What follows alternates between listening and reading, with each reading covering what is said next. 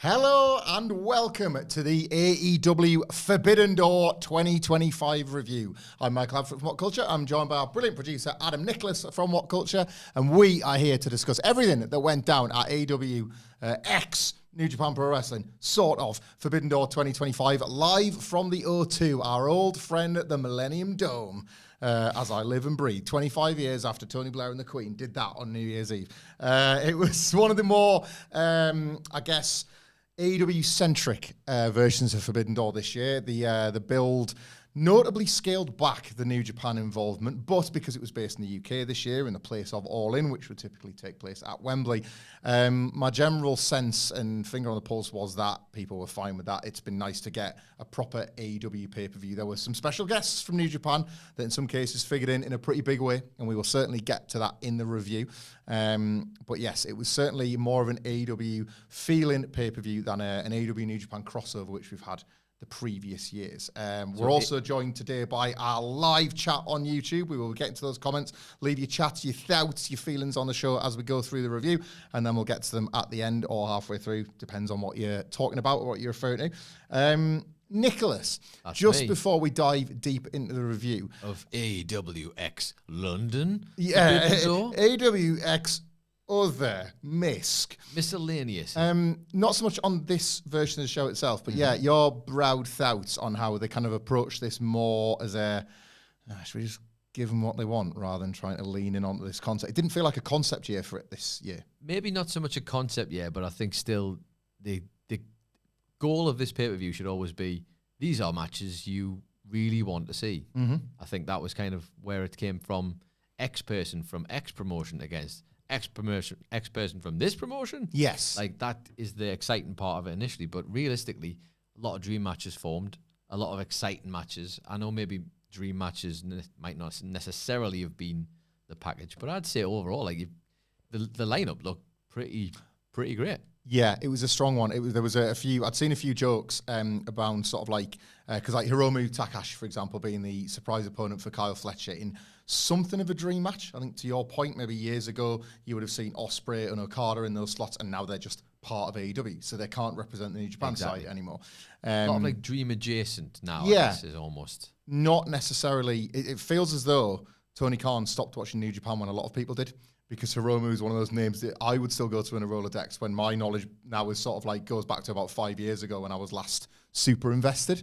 So the fact that we got him in at least once was quite nice. But I just want to like point out before I forget as well that whilst I was thrilled to be able to attend this year's Forbidden Door, I wouldn't have been able to do so with the generosity of our very own Larry Rabb. I'm not seeing in the chat if he's definitely watching live, but I'm sure Larry, hopefully you'll hear this or you'll catch up on video or on audio soon. Thank you so much. It was Larry's unable to make it, unfortunately, and we hope to see you soon at another one of our live events, Larry. But as a result of not being able to make it, myself and my cousin Nick were able to go. They were absolutely fantastic seats. Matt Rains even caught out which matches I was choosing to go for a piss or a pint. That's how good the seats on camera were. But yes, once again, I just wanted to use and abuse this platform basically to say thank you very much, Larry, for all the generosity you extend to all of us here at WhatCulture and indeed within our WhatCulture community. And go on then, before we go any further forward, let me ask you from the producer's chair, as you were sitting from the arena chair. Yeah. Give me your I'm just trying to give you some Sidgwick. I'm not Sidgwick, but I'll give you Michael Hamflett. Give me your broad thoughts on being in the arena and what the vibe check was before we got into the arena. Okay. Give us all that. Don't hurt me. I didn't like the O2 as a wrestling venue. I loved it as a venue, and I got lots of positive thoughts on Forbidden Door itself. I was way more hyped before the show started than when it actually played out. Okay. So, yeah, there was a little bit on AEW, their communication, not always the best. And Larry had a particular ticket about like what time he could get in, and it was like a VIP sort of experience. And AEW weren't amazing with the dissemination of the information, so we were kind of a bit on edge that we were going to lose out on things. We did get like a swag bag, Larry. One day that swag bag will be in your possession, my friends. I've taken care to look after that one and retrieve it and bring it home. But yes, there was like some cool stuff in that, and the seats and the views of the ring. I put some pictures online. Absolutely amazing, like no notes. And I will say, I spoke to plenty of people that were in different sections. And view-wise, you know, it's not modern. It's 25 years old now, and I think O2 took it over in the mid-2000s. But they built newer venues with that in mind. So I sensed that everybody could at least get the view they wanted, even if you were up in the nosebleeds. It was awkwardly and tightly packed in for the taller set amongst us, the stockier set amongst us. Okay. And little things. America is better. When it comes to the two countries, America is still better. The cup holder was too narrow to fully support a pint. Okay. Big error. All right. What's that about? Big error, right? I guess you got to drink it then. Is that the game? I'd hold it and drink it quicker than I would have liked, ultimately. Eating and drinking where we were in our section was a little bit ungainly. What was great was the Pepsi deck, like a stood-up viewing deck where you could lean against this sort of banister and either like take a minute if you just want to be on your feet, or it was, I guess, comfort breaks for people in between the matches, or if you wanted to get a bite to eat and a pint before the security moved you on. So that was a pretty cool feature, which I did like. That was just basically for anybody in a certain section. I'm presuming they all had one. We were in the hundreds, and I'm guessing there was a standing thing. There was a bit of aggro at the very end of the show because the Forbidden Door collectors' chairs were for the first like 6-7 rows back. And I don't know if that had been communicated to the OT staff because they were all wired together. Right. And it took this poor guy in a hard hat that suddenly realised he was tasked with disconnecting all the chairs. Hundreds of chairs. Like one fan we saw basically manually do it. He was MacGyvering this. I don't know if it was like a cable tie or if it was something more like based on metal or something that was locked in. But there was him and his partner, I think it was, and she was just sort of sat there while he was looking like a mechanic getting underneath the car. It wasn't it wasn't Phil, was it? It was. He was filling it. He'd obviously seen it. I thought I can fill Chambers this situation. So we were watching him get his chair out, and then we saw a few people like trying to hop our little section to go and try and take a chair, which is horrendous form. Stop that. And another thing, actually, while I'm shooting, in the same way, That didn't take long, did it? in this, I got a few problems with the O2 that don't relate to Forbidden Dow. So here we go. The bars, I didn't sense that anybody was quite ready for the crowd volume, the number. I don't know if they don't necessarily always do. Right. What, 18,000, I think it did. The AEW just fell short of 18,000, but they broke the record for all-time attendance for a wrestling show. They've outdrew Money in the Bank 2023 or anything else that's ever been at the O2. And obviously, I'm guessing singers and comedians and the like might have more because you can use the floor. Yeah. But there were a few cases where it sort of felt like there wasn't quite enough on. Like a lot of the door staff didn't seem to know what was going on and which entrances you could go through and not. Several of the big bars were shut, which meant the queues when you did go to the bar, in our experience, were quite long. Yeah. And you could see the closed bars and thinking, well, this would disperse of that immediately. But maybe they haven't counted on like 18,000 people being there. I don't know. It was weird to me. There's two, I think they're both Wetherspoons. I could be wrong. One's called the Observatory, which I believe Adam Blair was drinking in because I've seen that after the fact. Another one was, can't remember the name, Stargazer, I think that was the Wetherspoons. Absolutely rammed. Like, on a show day within the O2, a 45-minute wait on drinks. Wow. For an event day at an event venue, which I found odd. However, me and my cousin did want to sneak in a quick pre-show can, and there was a paddle, couple of courts, where people had booked to play paddle that had a place where you could buy drinks, and the drinks included cans of Camden Hells. Right. So we just sat and watched people play paddle and had a couple of cans before we went and got, well, around the massive queues, basically. Again, that was it. Getting in on doors looked stressful. Yeah. And obviously these pre-shows are stacked and jacked and you don't want to miss anything. The merchandise, to AEW's immense credit, the merchandise stores and stalls looked rammed. Like, I didn't really get a good look at the merch, but like fair play to AEW because I think they were just ransacked. Like, I think they've done well. There was certainly more places to get your merch, so they're definitely addressing the some of the criticisms that they faced when they've ran Wembley and maybe not really serviced it. You know, like you can picture the long snaking queues down Wembley way for like 10 t-shirts or something. So lots of praise headed AEW's way.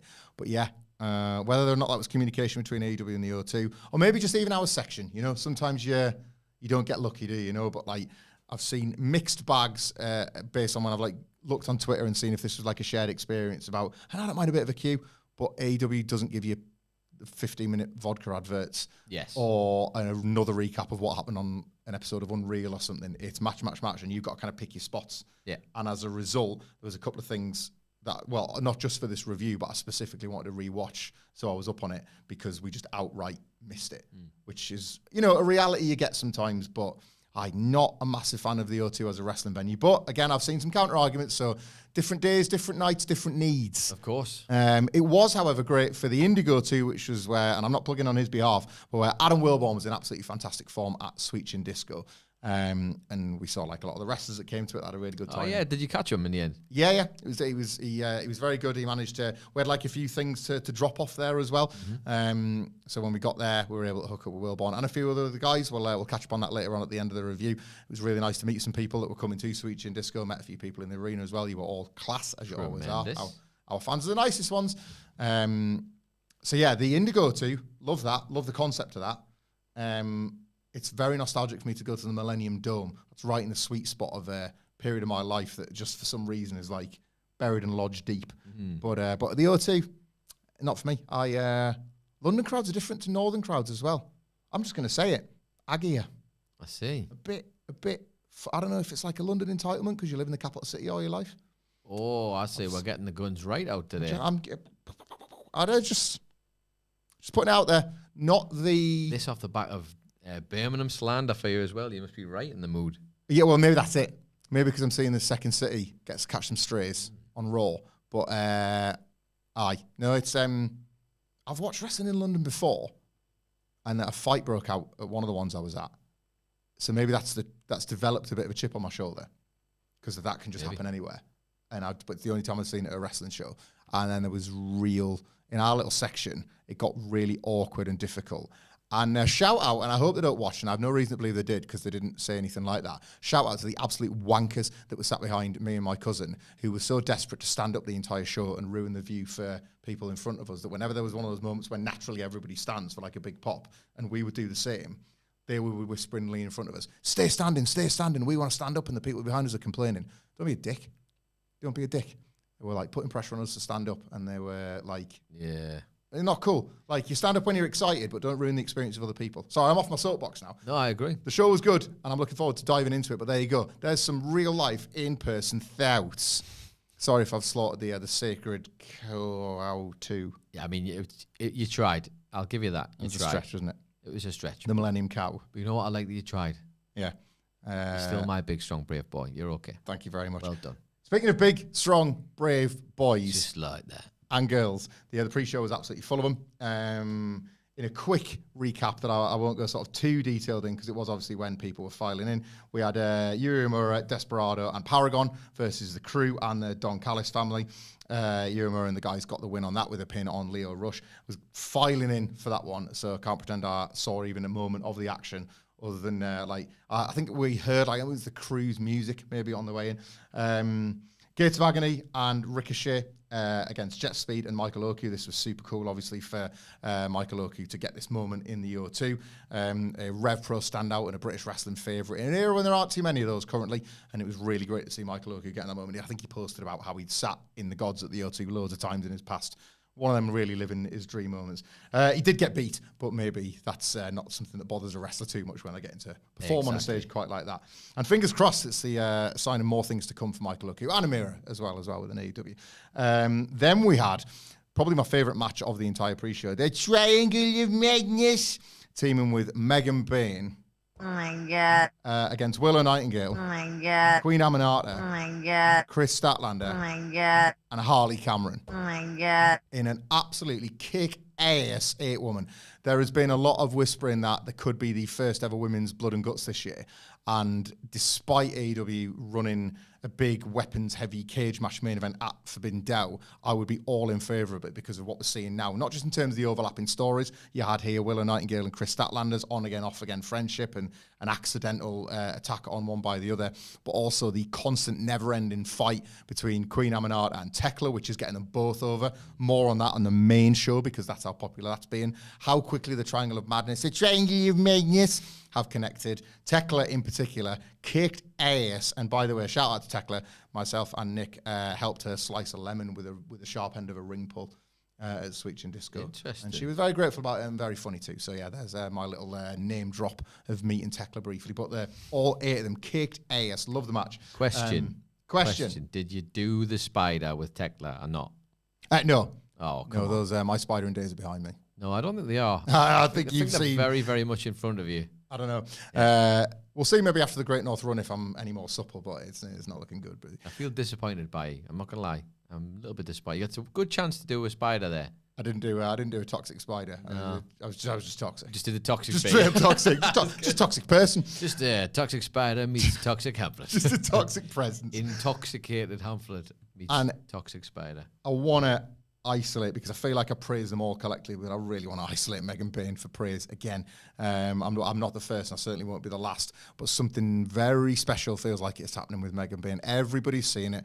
Every sort of opportunity. She feels like, and I would say that about all 8 of these actually, it feels as though currently within AEW, yes, we flag this up all the time when we talk about Ladies' Night, and we talk about how there is still a lot of work to be done on the profile and the amount of shared spotlight that isn't doled out evenly on any given episode of Dynamite or whatnot.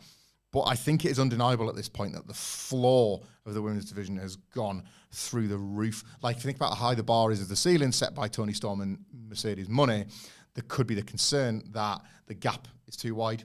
No, quite the opposite. The chasing pack in AEW is as good as I can ever remember it in quantity and quality. It was really cool to see. And to be honest, this was as good an exhibition of it as anything on the main card as well. A really, really cool bit of business. It was Megan Payne getting the Liger Bomb. I think it was on Statlander after the accidental attack from Willow Nightingale. Everybody got the stuff in. Really good stuff. Got the crowd in the mood for the main event of the pre-show, which was the Ops defeating the Bullet Club War Dogs in, kind of one of the only AEW New Japan matches. Predictable stuff, but nice all the same. I say this all the time. Samojo on television, not necessarily for me. Samojo live, one of the all-time greats. That man in a building justifies any TV push he gets, because if you're getting a ticket to see him, he's going to be one of your favourite wrestlers you see all night. There was more of the old stuff for that, like he did with CM Punk back at Wembley in 2023.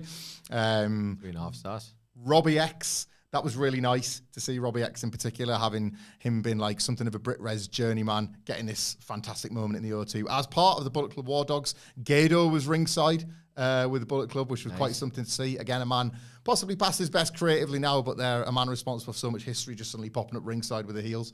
That's a bit of Michael Hamflett, that, isn't it? It was really cool. It was a really bit cool. of Michael Hamflett. Shibata always gets like a great response as well, obviously. Powerhouse Hobbs in person is the real deal, isn't he? He's absolutely jacked. And yes, the Ops predictably were successful in defending the AEW Trios titles. But that takes us to the main show. And back in 2022, I got the privilege of witnessing our very own Adam Nicholas experiencing what a longer-awaited and never thought possible Edge pop. Because it was only obviously 2 years after his return, still very much a favourite. And before maybe grit and one too many veins had soured your love of the old Rated R superstar. And what happened in Australia that then somewhat translated over to America is still happening in the UK. For those that didn't see the actual show itself, Cope and Christian Cage versus Killswitch and Kip Sabian opened the show, and Cope specifically opened the show, allowing the fans to spend their first entrance pop on singing the Edge theme. And it was pretty amazing. Like, it's not one of the ones that I have this great affinity to. Alter Bridge have contributed, in my opinion, one of the all-time great wrestling themes to the industry. There's weirdness, but it's not Edge's. It's the Judgment Days. However, it was pretty cool to be part of it. My goosebumps came up for Christian Cage coming out to his TNA music and coming out with C to join E. There were no 5-second poses, not yet. But they did do lean on the ropes a couple of times where Edge was trying to do the moody face and match Christian's energy in the hope that Christian would eventually match his. And, like, I've seen a bit of criticism for this online, and this might be a theme of this review, and I welcome people to let us know in the comments, in the chat, like I say, what you thought, and we will get to those at the end, because I'm going to come at this from the perspective of being in the building, even though I've tried to, like, rewatch as much as possible on screen afterwards. This was mostly about Heaven, Grodfron, and Maynolds. This was a Cope and Christian kind of quickly finding their feet again, because it's that old comfy pair of shoes. You know, you slip right back in and it's like you've sort of been wearing them all your life all over again. In contrast, Killswitch has come back on the heel side, and already things are falling apart. Like they've done this Kane thing, like old Kane with Killswitch / Luchasaurus, where he finds himself trapped with oppressors and is desperate to fight out of them. And Kip Sabian is obviously one of the latest. That babyface turn for Killswitch / Luchasaurus is down the line. Great that he's back, by the way. Say, probably sooner rather than later, given his personal issues. Cheers to you, mate. Yeah. It was last year, I think. I think Wembley last year was the last time we actually saw him wrestle. Certainly in the UK. That was the last time we saw him wrestle, but lovely to see that those health concerns hopefully have been allayed and he's back and well. He looked great here anyway. There was no sort of concerns, I guess, that he was maybe not in ring shape or he'd look body-wise, physically, he's a big man. And, he's managed to maintain that incredible physique. So all good on that front.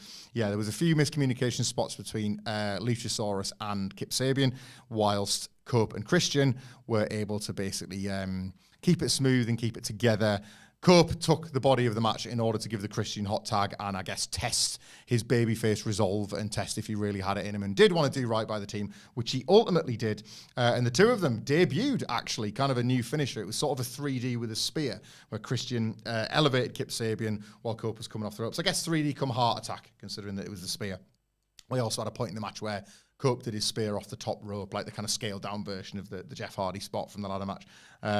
Very, very crowd pleasing. Like 14 minutes or 13:48, didn't outstay its welcome or anything, but equally didn't feel like it was overindulgent. And yeah, the Stars are Stars, nostalgia hits harder when you get less of it, and I think that's certainly the case with Cope and Christian Cage, and especially in the UK. The right match on the right night to get them back on the right foot before the inevitable FTR match. Mm-hmm, for sure.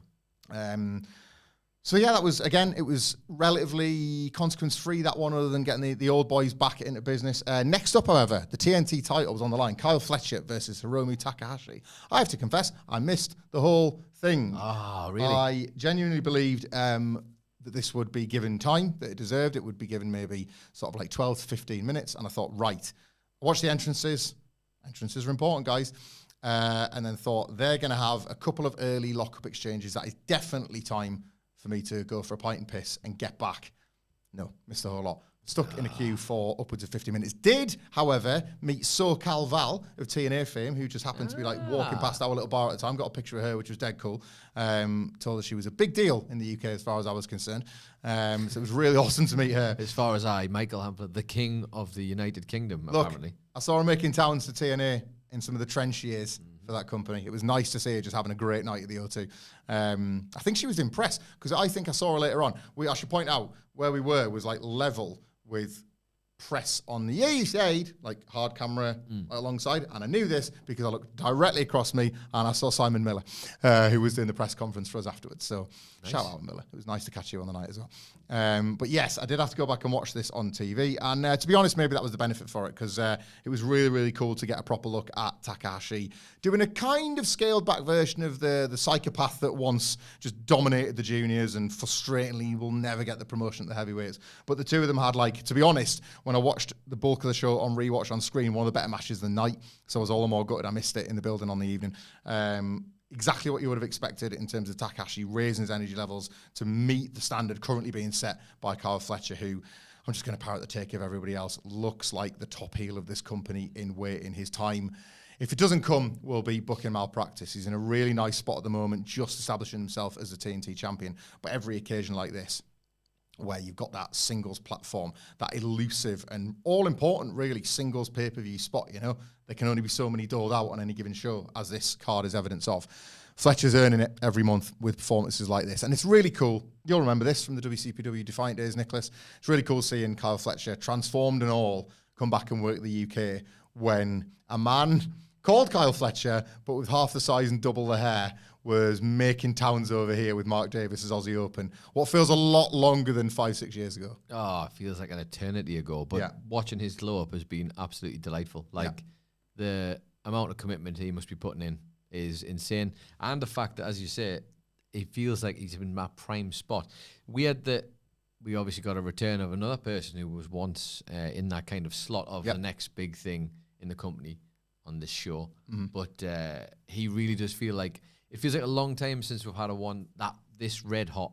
Yes. Who feels like it feels can't miss.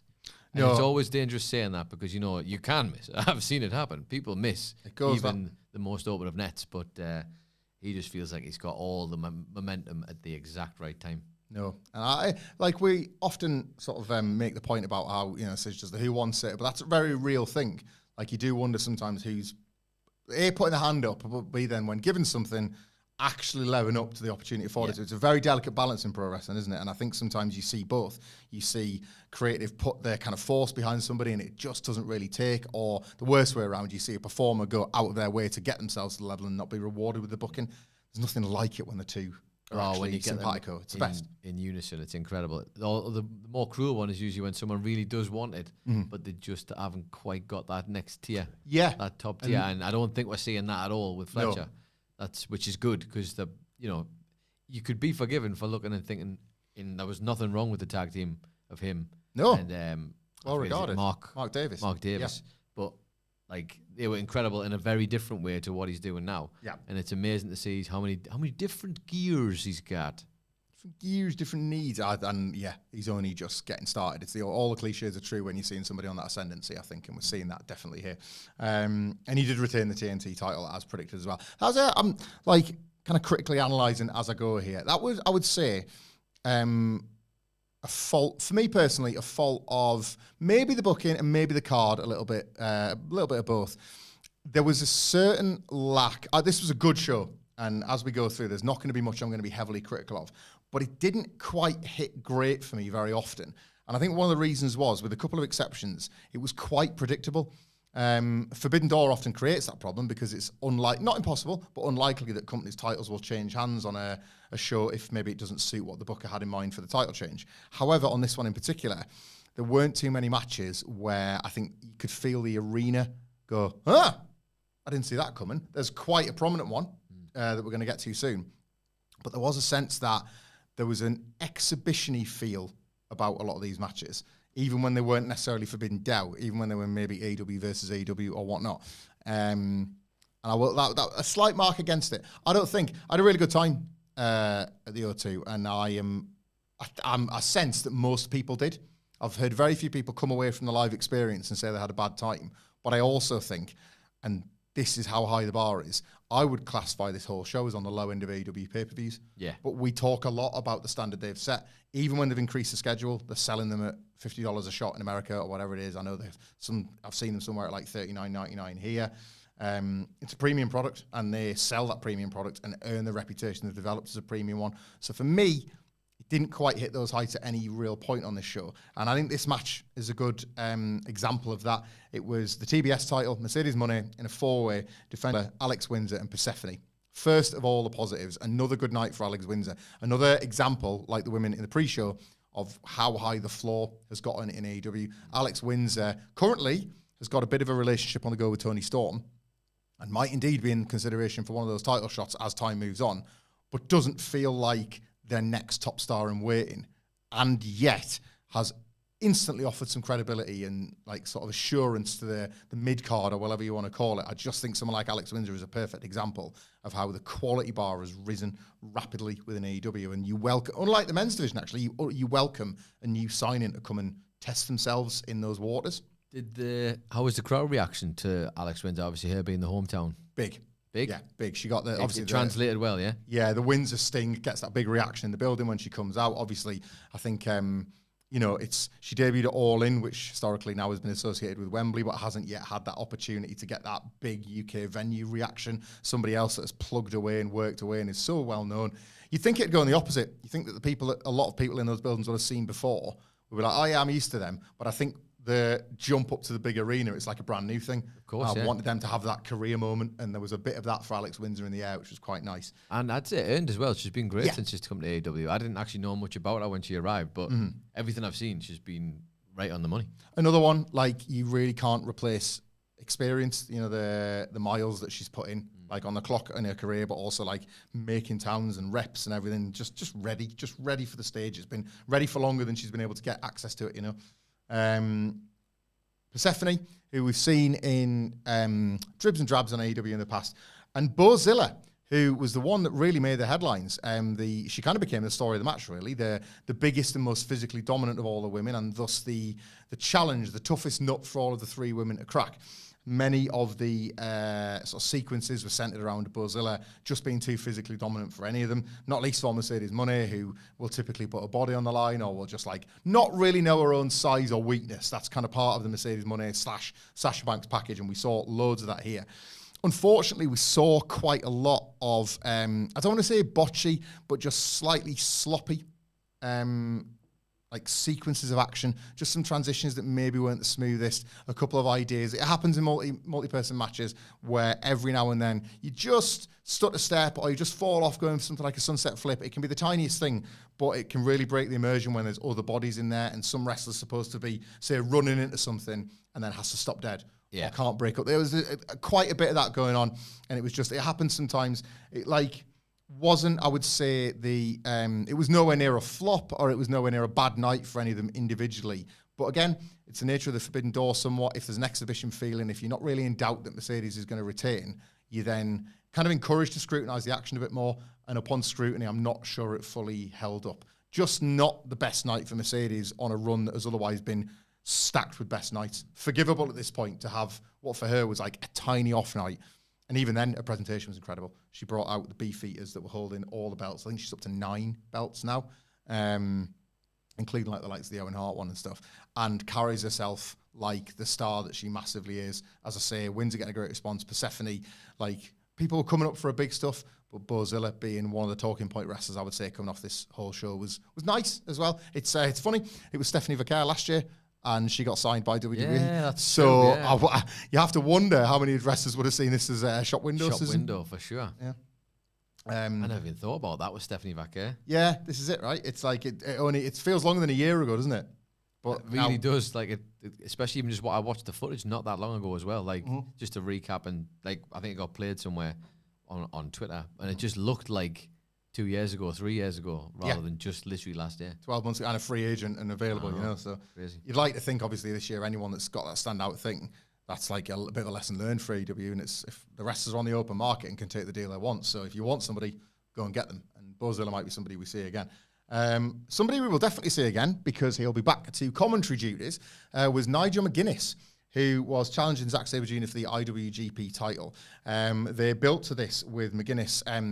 He was walking through the streets of London and bumped into Johnny Saint, who took him for a game of chess in the park. And they were playing chess, and he was saying, the thing with chess is you've got to be 3 moves ahead. You've got to anticipate. And Nigel, move. Checkmate. Like that. And Johnny was like, now do it again at the O2. And Nigel McGuinness comes out. He didn't come out to effing in the bushes. Oh, the ways to put their rates up. Put the money up. That's a business. Oh, that is the business. What's it called? Is it surge pricing?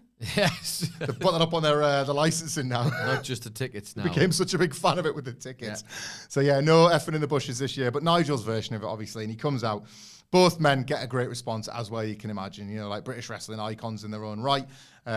Did have that dream match feel, and just a really, really lovely bit of business throughout this. I skimmed it back because I should point out, by the way, they snuck Bryan Danielson onto commentary, no entrance, and Danielson covered the majority of the show.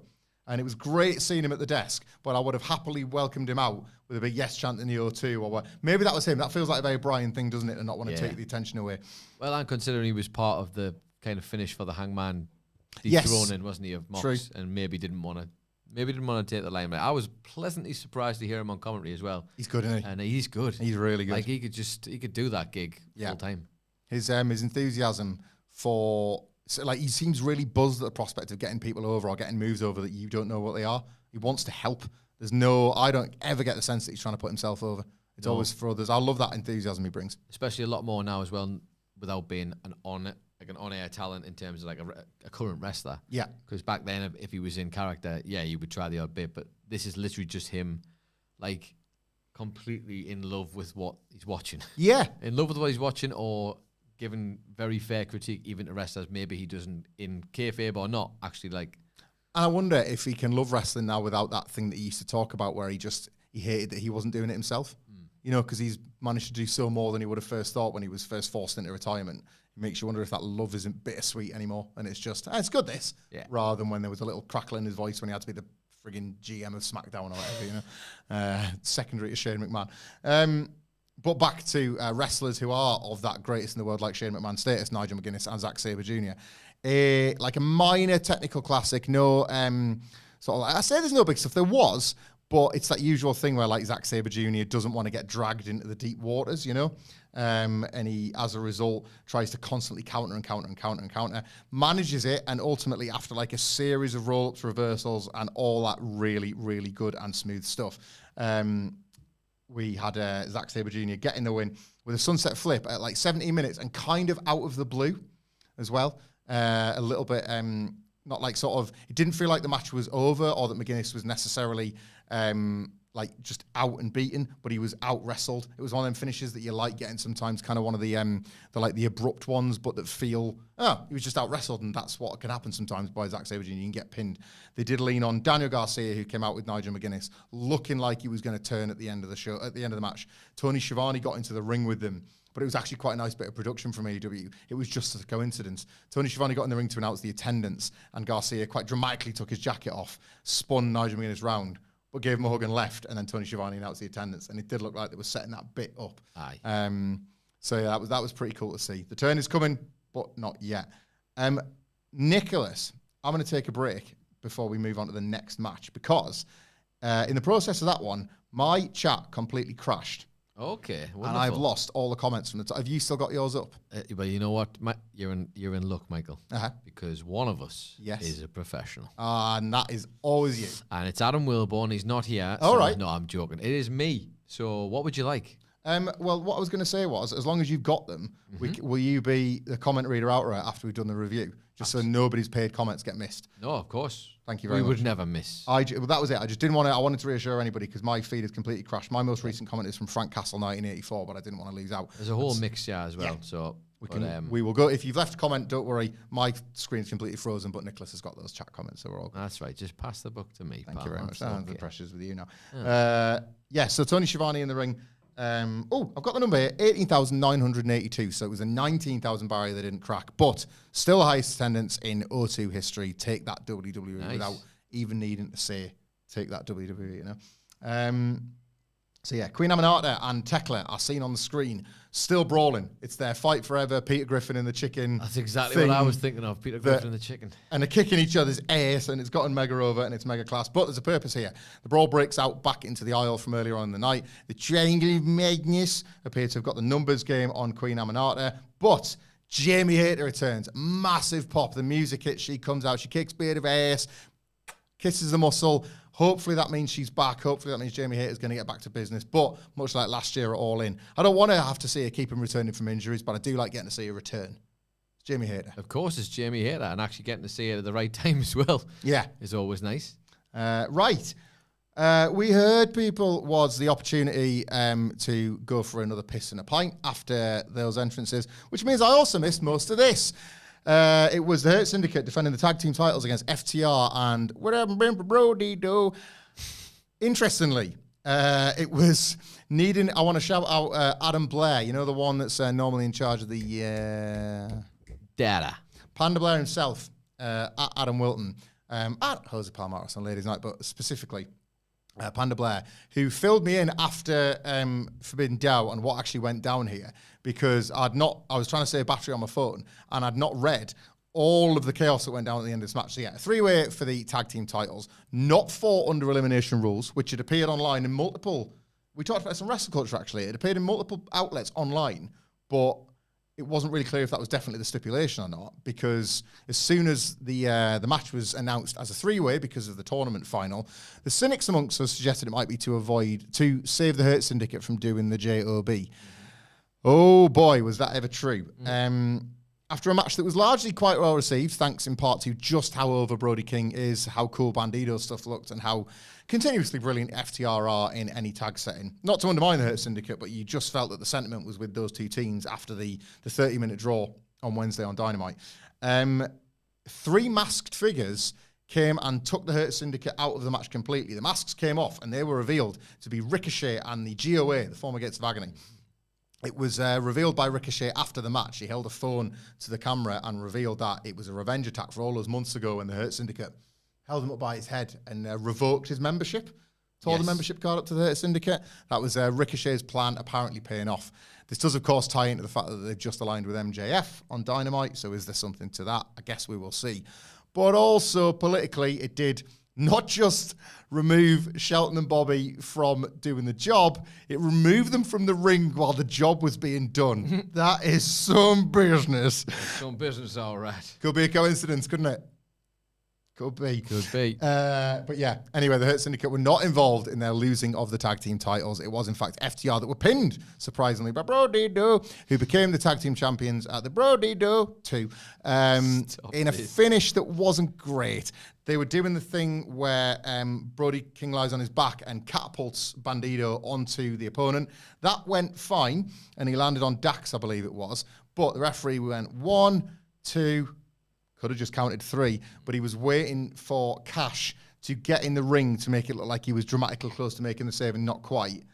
And then as a result, sort of stopped counting. And then Cash kind of had to half make the save and not make the save, and then they had to do the count again.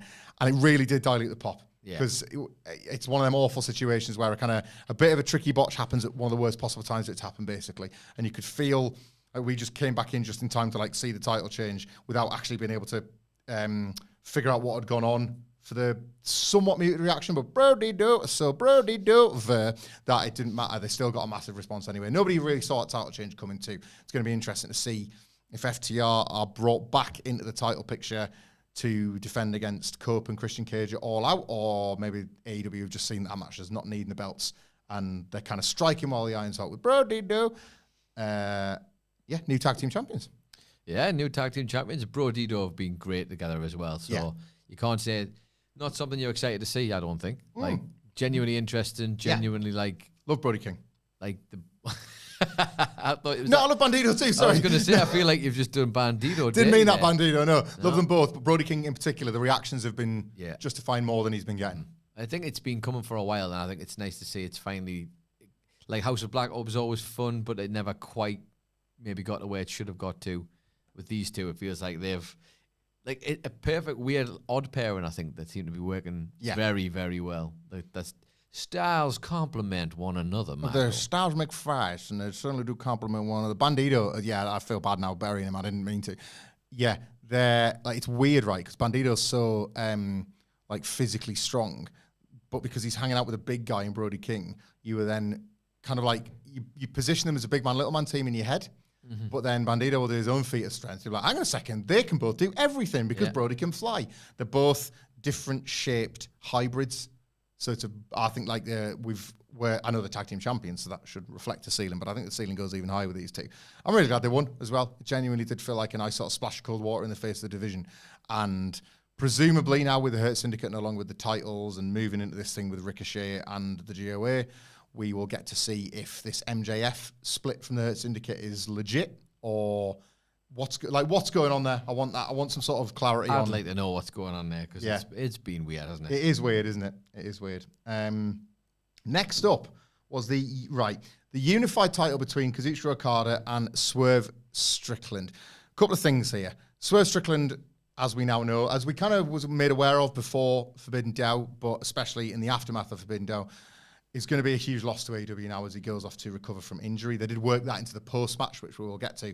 I think it was revealed he needs surgery or at very least needs extended time off. Get well soon, Swerve Strickland. You will be terribly, terribly missed. It is not even with a qualifier at this point. AEW's just lost one of the top guys. One of their main event guys is out of the picture, and another one is to follow later on. So not great for the main event babyface side. Swerve was in absolutely incredible form. Doing his rap show with Nana at Sweet Chin Disco. And again, more power to him if he's preparing to go under the knife or preparing to take substantial time off while he recovers. And he was great here in spite of maybe having to work hurt. I didn't sense in the building it lived up to people's expectations. Now I will toot our own horn a little bit here because on this podcast, we were all quite measured on this one. Swerve and Okada had a just okay match about a year ago. And the build sort of lazily relied on the fact that the two big names are big on paper. They worked an injury into it at the last minute, but for the most part, it was just, I don't like you, Okada. You're a bitch, Swerve. See you there. And we sort of only got the match version of that. It definitely felt like there was another chapter of the story to be told in the match itself. It wasn't wrestled exactly with the most dynamism you would expect from Swerve or the occasional pay-per-view energy from Okada, which again seems frustratingly more situational. I still can't quite work out the Okada puzzle in 2025. It doesn't feel like a guarantee of a great match anymore, at least not on these big stages when you would imagine he would still sometimes have it in him to just push through a little bit. Don't know what's going on there. Both worked very hard, but it did feel a little bit lethargic and a little bit long. Okada wins with the Rainmaker after Swerve Strickland had tried to go for the house call a couple of times. It went long, 17 minutes, considering that it felt like there was more to do. But I wonder if this was one of those situations where if they'd been given time to do more, they still wouldn't have really got there. I'm just not convinced these are necessarily great wrestling soulmates. These sometimes it's just the chemistry's just not there. Sometimes, isn't it? And yeah. I think I could see they were both. It wasn't like they both weren't trying. It was just that I think their chemistry might be just slightly different. You see it every now and again. It's mad, isn't it? Yeah. Like you think on paper you should be able to just lock that in, and that's Yeah. a no-brainer. And it isn't always as simple as that. No, I do think. I don't know. Again, if what we're seeing with this Okada run is a man that has no choice but to preserve his body because of all the years he ran harder than almost anybody else with that bruising New Japan style and the pressure of being maybe the best wrestler in the whole world. I think that's the thing. And, these things come with receipts, you know. Of course they do, and we say it every time. Like, yeah, it's a qualifier in itself, I guess, but you can't take away like this is what happens. These are the receipts that come with working that style. Mm-hmm. Both men more than capable of doing more, but if Swerve's like injured and having to work through it, fair play to him for even like committing to that in the first place. And the same with Okada. I think he's allowed that leeway based on his legacy, isn't he? He is. I just obviously then if you're booking a match based on reputation, you kind of wanted to be lived up to on the night. Sure, yeah, for sure. The biggest story, I guess, maybe perhaps in the shadow that he might be cast over the quality of this match, was a huge and shocking return in the aftermath. So Swerve Strickland Kazuchika Okada traps Swerve's knee in the steps and goes to town hitting it with a steel chair. He's basically trying to injure Swerve and put him out for good. Prince Nana comes out with a massive pipe and tries to chase off Okada and send him packing. But then while he's in the ring, out of the crowd and very much out of nowhere, on nobody's bingo cards, Wardlow is suited, booted, and man-bunned Wardlow, the way just like you remember him, returns to AEW for 18 months or something, and absolutely decimates Nana, gives Swerve a beating, lays them both out, presents himself as this brand new killer heel, does the big power bomb, boos rain down on Wardlow, and then he goes into the aisle where Don Callis is looking on with Okada, and Link's arms become the newest member of a, frankly, ridiculously big Don Callis family. There were 20 of them. There's loads of them out there. Most excitingly, I think, was when obviously he's sort of all right, I'm part of the stable now, and then making his return to AEW television now as the G1 winner. Takeshita comes out in his vest. He kind of looks Wardlow up and down and is like, all right, for now. Definitely for now. I know, that was real. That was the stuff. That meant something to me in that building. Weird that Okada was off to the side and Wardlow and Takeshita with a two-way. We're like, I think I want some of that. But yeah, Wardlow as the Don Callis family's new bruiser.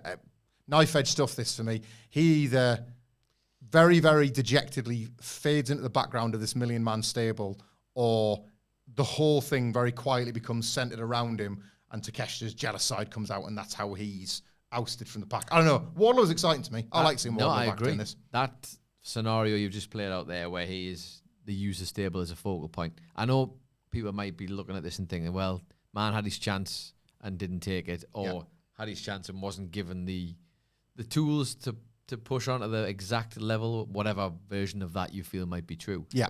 But I think the benefit here would be to copy, use the stable to relaunch the tensions between, as you've pointed out correctly, some absolutely massive guys, ridiculously huge guys, not just in size, but in actual talent and ability as well. There's a whole host of matches I'd like to see there. I guess has he literally just been off to grow the hair back? I mean, if he has, it was time well spent because his aura is back. It felt immediate. And, I mean, you could be forgiven because even Bryan Danielson on commentary was like, when was the last time I saw Wardlow, actually? I don't know. It's been ages. Started the sentence and then he couldn't himself remember. But I would say with a hint of caution, because we've seen it now with the Pinnacle. We've seen it with the Adam Cole stable. Yep. He can fade into the background if he's not careful and if the booking isn't right. So I'd like to see them do right by him because you cannot understate how over that guy was at one point. Massive. Like insanely over during that MGF like storyline. Yeah, and posted. What some people consider the best feud in AEW history, like Wardlow's push was the Trojan horse. Yeah. Punk and MJF was always there Exactly. to set Wardlow up for his big turn, wasn't it? You know, and what happened. I loved it. Time is, it's got that funny thing in wrestling as well, isn't it? Like it can make you forget all of the other, the dross. Yeah, the dross. You'll suddenly remember like the highs and stuff. And if they can get that back with him, you've instantly put a new name in there. But again, it's a crowded field, so hopefully he gets handled right. It's ifs and buts at the moment, isn't it? But yeah, I'm going to choose to be optimistic. He's come, I'll say this for him, and you mentioned Adam Cole as a great example of the opposite. Adam Cole being revealed as the devil and that stable and everything came around at a time where creatively AEW still wasn't yet quite firing. For Wardlow to come back when like the praise is very much deserved. And I would argue AEW is still lacking like just somebody that you absolutely need to be in every building for. I always use Steve Austin as an example. It's unfair because you're talking about one of the biggest stars ever. But when you're hot, it's one thing. When you're hot with that undeniable, oh God, they're here. Like they haven't got one right now, but it's an invitation at the moment to be like, go and take it. Like the floor is yours. Hangman Page is like sort of, he's got it down. Like he's your top guy. He's your safe pair of hands. There's a raft of sort of heels and baby faces that have been around a bit of a while now and like are there not to be shunted out the way, but are there to be challenged for the spots a bit. For sure. You know? I think there's like that stacked mid card is like it's offering somebody up. Like Carl Fletcher, we talked about it. To be like, I'll have that, thanks very much. Yeah. And this might be Wardlow's window to do that. I mean, speaking of that, like that was the first match I was thinking of when I saw Wardlow. I was like, Wardlow, Kyle Fletcher? Yeah. What does that look like? Aye, that's it. That's it. There's palpable, like, what does Wardlow versus this new person look like? Yeah. It's there. It is definitely there. No. All praise. Let us know in the comments what you thought about Wardlow's trend. Nobody saw it coming. No, I didn't see that anywhere. So it's quite nice that AEW are having another go at Wardlow. We will see. Another shocker of sorts, I would say, personally, came next. The women's title was on the line. Athena executing her contract for a match against Toni Storm, which they did make a point of her signing the contract and handing over to Aubrey before the match. And to that point, Tony Khan in the post-show press scrum confirmed that the contract execution has to come at a week's notice. So we won't be getting a cash-in. We didn't get one, obviously, when MJF lost to Hangman Page. Spoiler, more on that in a bit. But we won't be getting one either. It will be I want a title shot there, not he's cashing in right now. And I sense that most people are happy with that. I would imagine so. Yeah. People had the problem enough with the contract. Yeah. Never mind having the basically cash in at any time you want. It's only going to draw parallels, isn't it? Yes. And some of the worst ones as well, because some people who like WWE don't even like Money in the Bank at this point. Exactly, so yeah. Including their own bookers. Yeah, that's it. Yeah, Triple H can go for it. So why would Tony Khan? Yeah. No, so yeah, there's going to be no cash-ins of sorts, and to that point, Athena executing the contract before the bell rang. Toni Storm, I love being in buildings that Toni Storm's in. It's quite something, isn't it? It is the best. The way they make the entire arena go grey when you're there as well. How did they do that? Everyone looked as old as I did. How did they do that? Well, come on now. Well, come on. I cannot change who I am as a wrestling fan. I was born into this business looking for stars, kid, and I will die watching this business enjoying stars the most. I can't change that. Toni Storm, I think she's a top star in AEW. I think she's a top star in AEW. Male, female, champions, whatever. I think there'll be quite a few people who would agree with you. I think she's the biggest and the best. I think Mercedes Moné is not far behind her. Toni Storm is different gravy when she enters. And to that point... She feels box office, doesn't she? Massive. Like real box office. Yeah.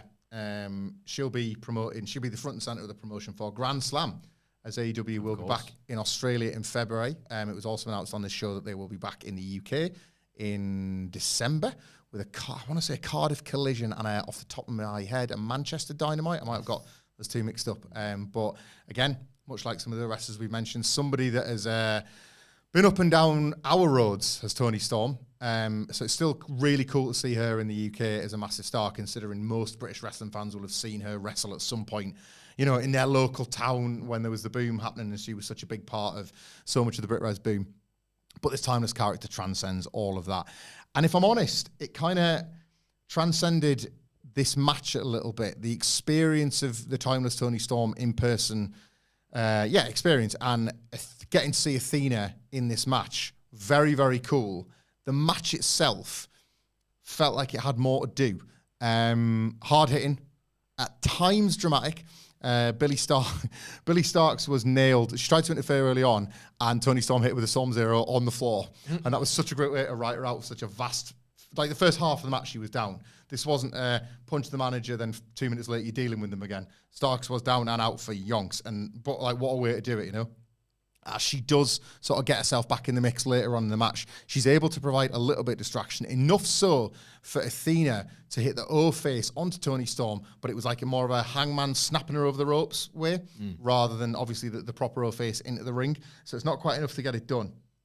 They have several kind of like near fall teases or like the big move stuff ultimately, you know, kicking out of, I think it was Storm Zero. Toni Storm got a great near fall on, but giving Athena plenty to the point where when Billy Starks looked like she was going to be the difference maker for Athena, out came Mina Shirakawa to a massive response to send Billy Starks chased her to the back, leaving it finally one-on-one.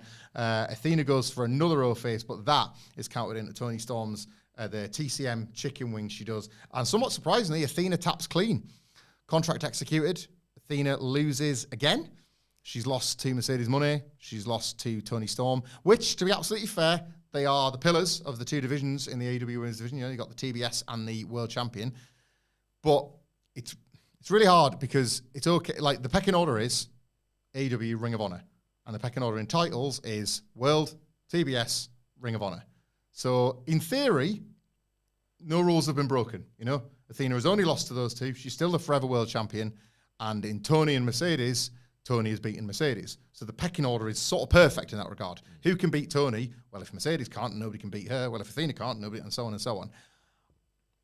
It felt like Athena's night, and I think a lot of people in the building did as well. Not in a way that anybody would turn on Toni Storm, but I do worry how the forever Ring of Honor champion still continues to talk herself up off two pretty big defeats when she's sat at the big table, as it were.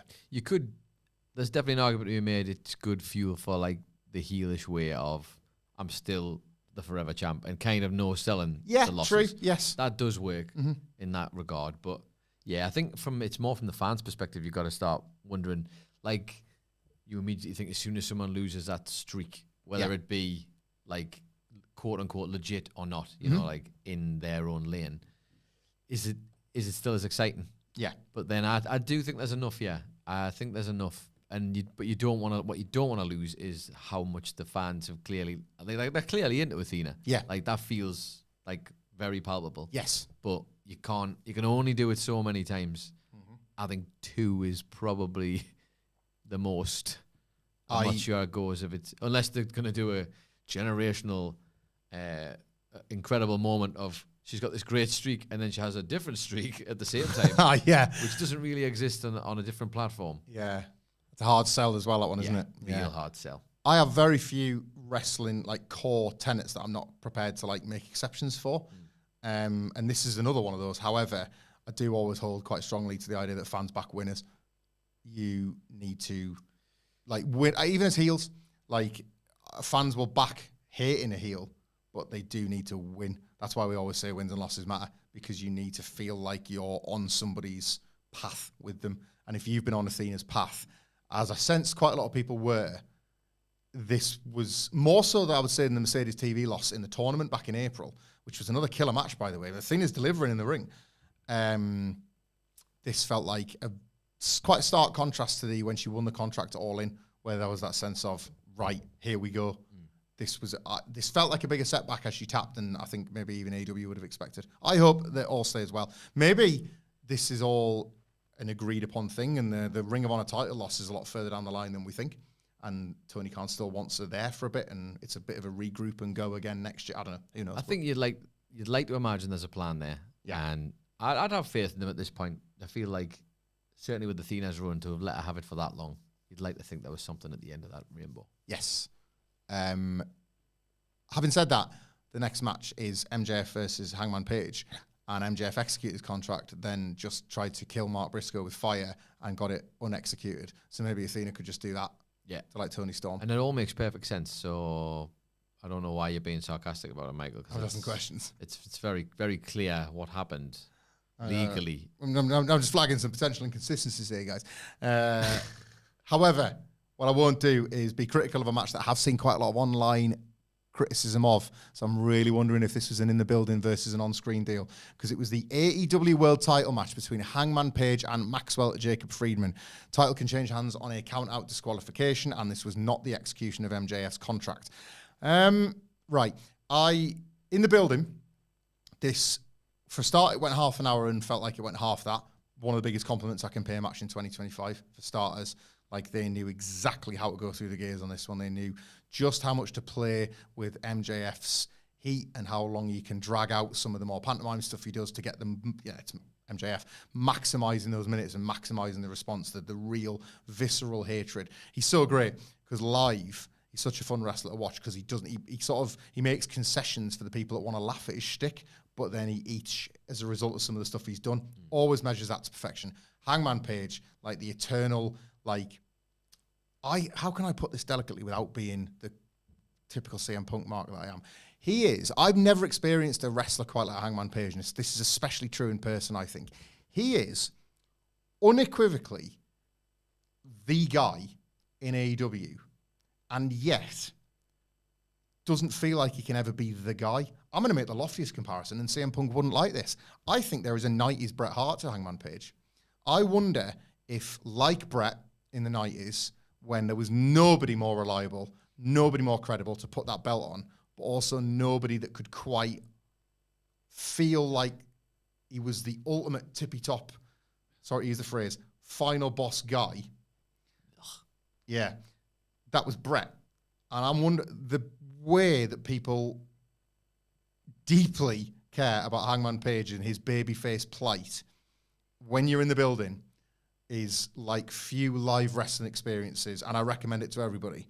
However, there is also something about him as a world champion that can never match the thrill of the chase. And I am saying that early in it was run again, and I welcome matches of this unbelievable standard going down the stretch, but I couldn't shake that while we were watching it. It's like the match that these two had earlier in the year when, Hangman was still piecing it back together, just had a bit more heft than now that he's the guy defending the kingdom. It's it's probably not a problem. It's a nice thing to see, because the gardener is getting his flowers. You having that? But No, then he shouldn't. But yeah, really, really, really great in the building. But seen a lot of criticism online for this, like some pretty scathing criticism, overbooked mess. Like, really hard to justify that finish where the referee counts to 3, then dozes back off a bit, and then wakes up and sees Hangman foot on the ropes, and then accuses MJF of cheating. Doesn't ring a bell. Just the execution seemed a bit off, but they had me on the false finish where MJF had walloped Hangman Page. Sorry to interrupt you. What was the, in the arena? How did that go down? How did it feel like it went down with the fans in the arena with the foot on the ropes business? Confusion more than belief. Yes. Not many people felt like they were buying that MJF had won the title, which is a problem when MJF is being instructed to act like he's done it. Yeah. I got him. Like, that wasn't the vibe in the building. There's more confusion. Yeah. And then Mark Briscoe coming out to do nothing. Yeah. It was odd booking of your baby face, like to have choice. security. Like, yes, the distraction helped, and it gave Hangman the time. I will say this. It did feel funny, because we've actually met the guy who I'm about to talk about. Mark Briscoe coming out, and it was like, sending wave 1 of security. And it was like, nameless, faceless guys. Yes. Bang, bang, bang, bang. I did kind of pop a little bit, because there's the one, the guy, the one AEW security guard, you see him everywhere. He's at every show, and we did meet him at Wembley once, and he was lovely. Great egg. Yep. Dead pleasant, really nice. I did kind of like it that he's the final boss of security guards. Yeah. And not to, bastardize the final boss, but I would choose him as a final boss over Dwayne any day. It was just the way it was like, yeah, actually, sorry, mate, I'm massive. There's no way you're putting me down with one punch. So to watch him carry it did pop me and maybe distracted me watching it from actually being like more confused or more like, ugh, about it. Mm-hmm. I don't know. It didn't disconnect me any of this. It was just that I didn't buy the foot finish either. No. It was... Yeah, for those that haven't watched it, in case you're watching this review, there was a series of as the match went down the stretch, there was a series of moments in which MJF was chasing the DQ win rather than just outright beating him. One of the ways was he got the pin. He got a 1-2-3 count from a knocked out referee. Hangman clearly got his foot on the ropes at 2, but the pin was there to allow MJF to believe he'd won. But then the referee, rather than getting up and realize he's made a mistake, or a second referee comes down to say, no, you missed that, he just kind of stayed knocked out for a bit. So the MJF celebrating bit played to no bell, no music, no nothing. And then when the referee did recover, he spotted the foot on the ropes, which in MJF's defense, Hangman could have just done that while the ref was out. So that didn't work. I did have that thought as well. A plot hole, So or like a flaw of the booking or whatever you want to say. There's 2 of them actually in this little run, but carry on. Well, then they moved into the metal contract was introduced, if I've got that one right, I think. Yeah. So yeah, the MJF. So I'm gonna get these notes up just so I'm clear on this, right? So, MJF goes for there's an exposed turnbuckle which MJF goes to throw Hangman into, but Hangman is able to reverse that. And at this point, they're standing up for the bouvier because they're both knackered, they've both been bleeding, and like MJF thought he's had it won, but now it looks like Hangman's got the momentum back. MJF cutting his own head for that, by the way. But like, yes, bleeding the gusher, but it felt extremely disproportional to the impact of what he was meant to look for. Like, Hangman feels that he got his just about right. Yeah. MJF's was absolutely crackers. It was so much for what it was meant to be. Because Page's blood from earlier in the match had dried up. Yeah, Page's just dried up because he's obviously gone from the top of his head. Yeah. MJF must have gone from much closer towards the hairline and presumably deeper, because he'd gone for it's basically a flare blade job. Aye. All over the place. And it was like off a turnbuckle, just felt disproportionate to me. They had earned the bouvier standoff because like earlier in the match, there was like a Deadeye through a table, and then MJF had done like a running tombstone through the broken table to try and get the count out win. Which didn't break at all. It was brutal. Yeah, it was nasty. They'd done stuff to each other to illustrate the idea that this has gone beyond what either thought they would survive, There's a point where MJF goes for the beautiful diamond ring, and then the ref, almost like acting illegitimately, can't have possibly seen the rings on his hand, but stops the punch all the same, which again felt a bit, I don't know, maybe that's just me in the building because we could see everything. Maybe the cameras made a better job of presenting that, but didn't love that. There was a couple of Bryce is smarter than everyone in the world moments that I was a bit like, okay, I'm not sure about this. There was a low blow one later where I was like, you can't, if you didn't see it, you can have a look around and survey the area and think, okay, maybe that happened. But you can't just say that it happened, can you? You just can't. There's a moment where MJF, we're apologise for this not being chronological, we're just trying to capture all the things they were doing to try and get this DQ thing over the line by the end. MJF is encouraging Hangman to use the ring on him in full view of the referee. There's a bit of drama around that. Is Hangman going to do what he's done all this last couple of years and maybe embrace the dark side? But he doesn't, as you would expect. And resists after getting spat in the face as well. Yeah, MJF spat in his face and then Page spat back and it's, oh my God, it's disgusting. You had Mark Briscoe coming out, but he's actually unable to do anything. MJF hits Hangman Page low, as you pointed out, and then this was the one for me. Smashes him square in the head of the contract, and I'm thinking, well, they've done so many of these now. You've got that rule where it's like, well, you can't keep putting on top, on top, on top, on top. This is the one. But Hangman Page still kicks out. That got a monstrous reaction in the building, and this is where I'm coming at it from, where like so much of what happened in this match, people were living and dying with Hangman Page, and that's the worth and the beauty of having Hangman on top. Ultimately, Page manages to recover, hit the Deadeye, and then having tried loads and missed, nail the buckshot lariat. The buckshot was always the difference maker. MJF, having come up with counters and being able to move out of the way, was not able to do it at the half an hour mark. Finally got hit with it. Hangman Page retains 31 minutes, 10 seconds total. He is still your AEW World Champion, and as he leaves, he picks up the metal contract thing and just throws it on MJF's chest as if to remind you, I know you've still got it. I'm watching for you, but not today. And it really nicely landed on his chest as well. It did. I'm sorry, I'm a bit of a nerd for these little moments. You can't really plan for it. Like when, for example, someone's throwing something through the ropes and it just magically goes out and lands where it's meant to land. Like, just the way he did it. It was like, you've just landed that perfect. Would have been much less aesthetically pleasing if it had just fallen off. That's for the still image, isn't it? It is, exactly. There's another day where MJF remembers this, and and then he gets to chuck it on him let's for example say he does beat him, he could chuck it on his chest and be like, I've executed. I do love the idea now that because he's beaten him, MJF might try and no-sell that he's actually scared to execute on a Hangman, and his job now might be to get somebody else to be the one, or to monitor the situation closely in the hope that somebody wins the title so that he can then say, I'm executing next week, or something, something like that. Where do you sit on this? Yeah, I just saw a lot of people saying the overbooking and the attempted, the grabby false finishes really ruined the whole thing. And in the building, that wasn't a reflection, but I get where people are coming from. I don't feel like it ruined it. I'll be honest, the match in general, it was good to great for me. Okay. Sorry, good, not great. Oh, right, sorry. Good, all right. not great. Yeah. It didn't quite hit that height that I wanted it to, because it was MJF and because it was Hangman. Yeah.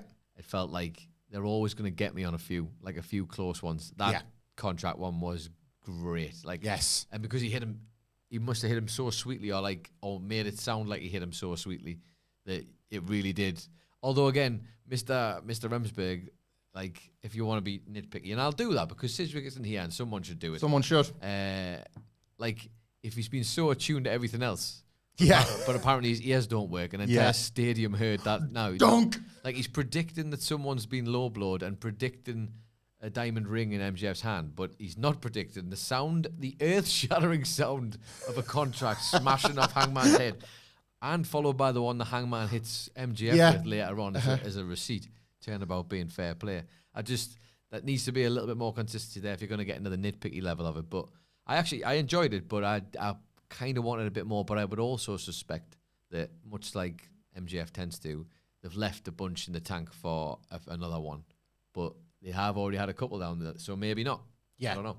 Hard to gauge. It's almost more fun, I think, to leave it than repeat it. Aye, I'd agree. But this contract thing it's either a blessing or a curse for a booker, isn't it? Because sometimes you've done the thing, but you don't then want it to start being an anchor around, what if every single month is just, when's MJF gonna, there's sometimes not a place for that question. Yeah. And we'll see, I guess. Maybe as early as this week on Dynamite, how they follow up. They were really pushing MJF will do anything. Danielson was doing a good job of he narrated this basically before it happened. He'll take every shortcut. So I do kind of wonder if there's something in that. Yeah. They really, really knocked that throughout the whole match. And he did literally do at the end run absolutely everything. Tried every cheat he possibly could. Yeah. Bar, I don't know, somehow knocking him out outside the ring. I suppose there is a version of sort of Edge's first cash-in on John Cena, but with a 7-day notice where, let's say, for example, there's a Dynamite and a stable, like the Don Callis family, hospitalized Hangman Page in this enormous, we want Wardlow to win the title. And then right as Dynamite's going off the air, as you're watching Hangman Page rolled into an ambulance, MJF says, I'm executing my contract. See you next Wednesday. You've got 7 days, cowboy. And he still tries to find the coward's way into his title shot or something. I like the idea. I mean, could there not be a chance he could switch it up and be like, I tried it the bad way, I'm going to try it the honourable way. And then he does it the quote-unquote honourable way, but then there's a ruse. He cheats even more. I don't know if you know, but he cheats even more. He is or isn't friends with the Hurt Syndicate and Ricochet and the GOA, and he may or may not have 6 friends. Yeah, he's got loads of pals. There was loads of them. Do you know where else there would be loads of them? In the main event, Nicholas. Jeez, right. Okay. Darby Allin comes out first. The pop for a man that's climbed Everest. Oh my God. Hiroshi Tanahashi comes out for the last time in the UK. Oh my God. Oh my God. I'm going to say that deserves a couple of God. Oh my God. More for him later on.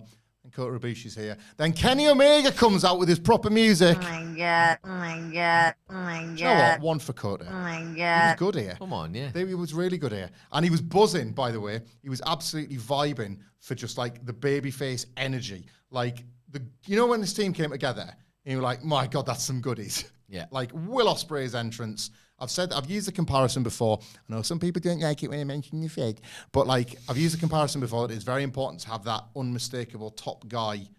It's him. It's him. H-I-M. The UK was the night to never before present Will Ospreay quite as the him above all else. That was a big call. Kenny Omega's in that goddamn ring, and you could feel it in the building that meant something to a lot of people. Yeah. The worry in the UK is that we just will not get gifted someone like a Kenny Omega again. And pulling the trigger on Battle Cry probably can't have hurt. Battle Cry is unbelievable. That can't have hurt. Oh my God. I do like that. Have you still not seen Kenny in the singles? No, never. No, Never will. Don't think it's ever going to happen. So funny that. Never. Oh, I've seen him have some classics, but I've never seen him have a singles one. The hunt continues. Not my go. Will Ospreay gets... Alex Winston narrates a video package about his rise through the ranks in England to the point where he hits the pinnacle, which is here at the O2. Just dare to dream stuff, you know? Like, if you dream it, you can achieve it, and he's going to fight through everything. He's going to continue to fight. And it was extra sort of... had some extra juice, because you sense a lot of people in the building knew that this could be it for Ospreay for a while with the injury, and as we'll get to later on, that seems to be the case. But he comes to the ring... And he climbs the cage to do the sing-along bit, and again, it's another for the atmosphere. He's the guy. He's the guy. As long as this injury, no pressure, Will Ospreay, but I'm assuming AEW and Ospreay alike are hoping that, because it's neck stuff as well, isn't it? That this can time out, that he's back in time for All In, because never has there felt more like a time and a sweet spot and everything than next year's Wembley Stadium. If they're advertising him in the main event of their title, I think they stand a chance of topping 2024's crowd. He feels so much the guy, it's not even close to T-shirt. Every metric you can use at a live wrestling show: noise, reaction, merchandise, talking points before, during, and after. Will Ospreay. Oh my And I God. feel like it will justify, and already has justified for me, but even more so, that decision to pull the trigger on Hangman rather than Ospreay earlier in the year to be the one to dethrone Mox for sure. Yeah. Because the way it's going to be sweet, and he's almost creating his own little Cody Rhodes story in AEW. Yes, I know it's a Fed thing, but it's more of a story thing in terms of, like, this guy's narrative is getting longer, and he's used to being in a company in New Japan where they were good at doing long narratives, and this will certainly feel like a payoff. I think that's part of it. I'm just itching for it to be sooner rather than later. Touch wood, neck surgery or neck, whatever happens with his neck gets better, and etc. But yeah, get well soon, Will Ospreay, or take the time you need, because again, somebody else that's massively put in the work over the years, and will be welcomed back. And he was great here as well, against, of course, the Death Riders. But first, I want to pay special attention. On the pre-show, the Young Bucks had bullied a backstage staffer. They were in those stickers that you wear when you attend a show as a guest or whatever. They're Matt and Nick obviously needing those now. And they presented a bag, like a burlap sack, to this backstage member of staff that were really horrible to him, and said, go and find the grisliest weapons you can in all of London and put them in there and put it under the ring for us. And then while they were bollocking him, they also said, and we want our old music tonight, our proper music. And sure enough, they got exactly that, and more than they bargained for, because they came out to Bop by Hanson. Oh my God. Oh my God. Oh my, oh my, oh my, oh my, oh my God. At Exter on Twitter /X, where my cousin took a great video of Kenny Omega having the time of his life vibing to Hanson, as so many people in the O2 were. It was absolutely double treble goated. The Matt and Nick graphics on the side screens were the wrong way around for Matt and Nick. This gimmick with the Young Bucks continues to be brilliant. Everybody having a whale of a time. Out come the Death Riders from the crowd, and indeed on comes the action. Again, for anybody that hasn't watched it, it's a steel cage match, lights out. So the lights have gone out, the lights have come back on, and it's now unsanctioned, and the cage is basically flush with the guardrail. So there's ample floor space for them. You can't really jump off the cage into the ring, but you can climb the cage. Looks a little bit flimsy in places, more on that why it matters later. Meanwhile, you've got Marina Shafir and Wheelie Yuta patrolling the outside of the cage by the aisle, because there's not really much of a perimeter to speak of on either side of it where the announcers are. They're pretty much up against the mesh. There was a kid in the front row who basically was able to press his face almost against the mesh. It was like the bloodthirsty version of that kid that was diving face first into the popcorn at that. I think it was a baseball match this weekend or something. But anyway, yeah, the visual of the all pro super goodies team versus these absolute bastards on the heel team, that made for a great start. And then so did ultimately the various set pieces that they set about creating here. I will forget stuff, and I do apologize here. It's a recommended watch, this one, for in terms of just the sheer scale of the violence that was achieved with the plunder, but more importantly, the Young Bucks' threat of anger and violence paying off with the bag under the ring. The bag is opened up by the Young Bucks to find gummy bears, in another callback to their past lies. Out come the gummy bears. They're initially furious with the staffer for loading the bag with gummy bears rather than tacks or barbed wire or nails or whatever. But the wrestlers have loads of fun selling the threat of the potential damage that could be done by bumping into gummy bears. Then they do the usual spot. It's like, not the pins in the mouth. But in this case, it's gummy bears, and I was jealous of wrestlers in the ring for the first time in my life. They get super kicked. The gummy bears go flying everywhere all over the shop. There was a really cool bit where 10 scatter into 4, and who happened to be the 4? The Young Bucks and the Golden Lovers. That moment of realization that the fans are sharing with the wrestlers as the two do their exchange. Kenny and Kota did the cross slash, and it was 50 times better than the one they did at Wembley in 2023. Jon Moxley and Darby Allin are disgusting to one another. There is a point where they have sellotaped or duct taped Darby Allin to a chair, and Jon Moxley takes I've forgotten what it was now. Was it a nail? What did he do to his ear? It was gross. It was horrible. But Darby Allin is basically lying there while Jon Moxley, with a sharp object, jams it into Darby's ear. Blood is gushing from it. It's absolutely repulsive. Like, everybody in the building is just like, ugh, like that. But it's Darby Allin, so you kind of feel like you're allowed to relish it a little bit. He loves it. He loves it a bit. All the way, Jeff Hardy, Randy Orton type thing, but even grosser, if you've seen that one. All the while, Marina Shirakawa, Marina Shafir and Wheeler Yuta have constructed a 4-table thing on their entrance side of the cage, so you kind of know that's going to come into play later on. We've got some pretty cool exchanges with Gabe Kidd and Kenny Omega, obviously throwing back to their sort of minor classic they had at Wrestle Kingdom. That feels longer than a year ago, doesn't it? That was January the 4th of this year. Kenny Omega versus Gabe Kidd. It was a fork. It was a fork. That was what it was. Oh, for Jon fork's Moxley, sake, man. Fork's sake, guys. Using a fork into the air. It was horrible. It was really disgusting. Jon Moxley loves a good fork, doesn't he? He really does. He can't get enough of it. He's a real motherfucker, that guy. There was an awesome bit where, with all the baby faces mostly down, the 5 heels rounded on Tanahashi, of all people. And it was incredible. He fought them back.